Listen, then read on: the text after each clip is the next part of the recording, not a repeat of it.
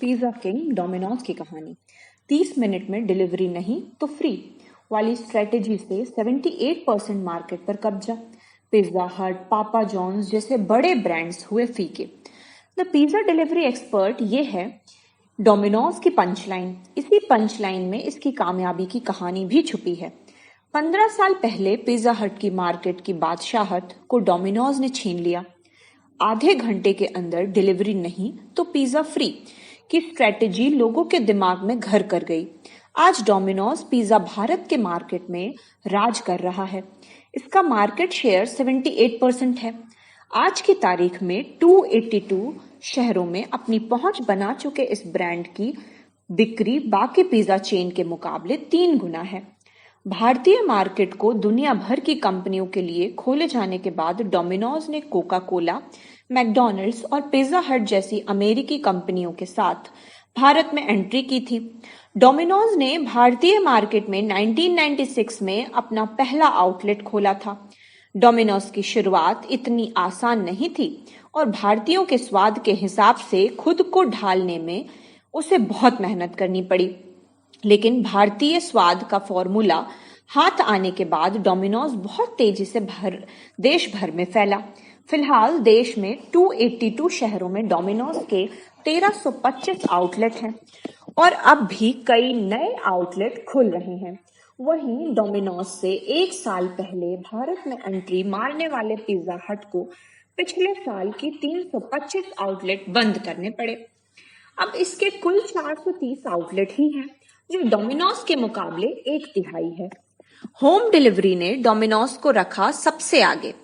Pizza हट ने dine in यानी आउटलेट में आकर खाने की सुविधा पर ज्यादा जोर दिया। इससे उसे नुकसान हुआ। बड़े शहरों में लोग आसानी से घर पर खाना मंगाकर खाना ज्यादा पसंद करने लगे। लोगों की इस जरूरत को पूरा करने में डोमिनोज आगे रहा। डोमिनोज ने ग्राहकों के बीच 30 मिनट में डिलीवरी न होने पर फ्री पिज्जा देने का वादा करके अपनी पहचान बनाई। कई शहरों में तो इसने 20 मिनट में डिलीवरी का ट्रायल भी किया और बहुत से शहरों में वह पूरी रात डिलीवरी करता रहा। इतना ही नहीं, हाइपर लोकल होने के क्रम में डोमिनोज अपना आउटलेट खोलने से पहले शहर के व्यस्त इलाकों का अध्ययन भी करता है। साथ ही छोटे शहरों में इसके आउटलेट में बैठने की ज्यादा जगह होती है, क्योंकि यहाँ लोग पूरे परिवार के साथ खाने के लिए बाहर जाना पसंद करते हैं।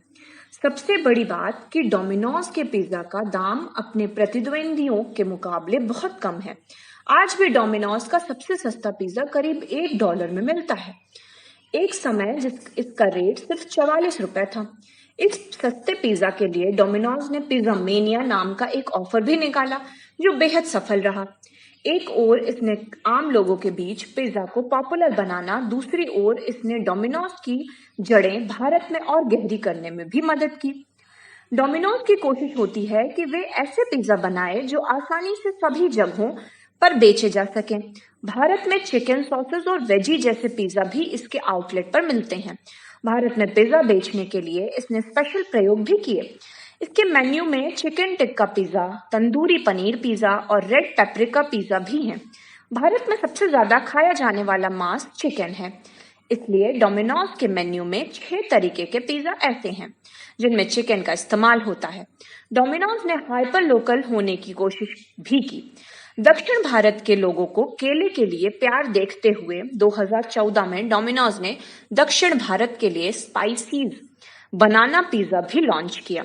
डोमिनोज पिज्जा भारत में कारोबार संभालने वाली जुबिलॉट फूड वर्क्स अपनी वेबसाइट पर दावा करती है कि वह भारत में राष्ट्रीय स्तर पर ऑनलाइन और मोबाइल ऐप के जरिए ऑर्डर की सुविधा देने वाली पहली कंपनी थी।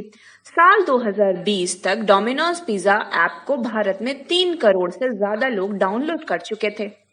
एप्पल के ऐप आउटलेट पर भी डोमिनोज पिज्जा ऐप की रैंकिंग जोमैटो और स्विगी जैसे फूड एग्रीगेटर के बाद तीसरी है।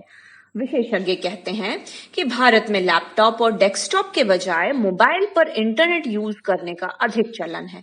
ऐसे में डोमिनोज को सबसे पहले मोबाइल ऐप लॉन्च करने से फायदा हुआ।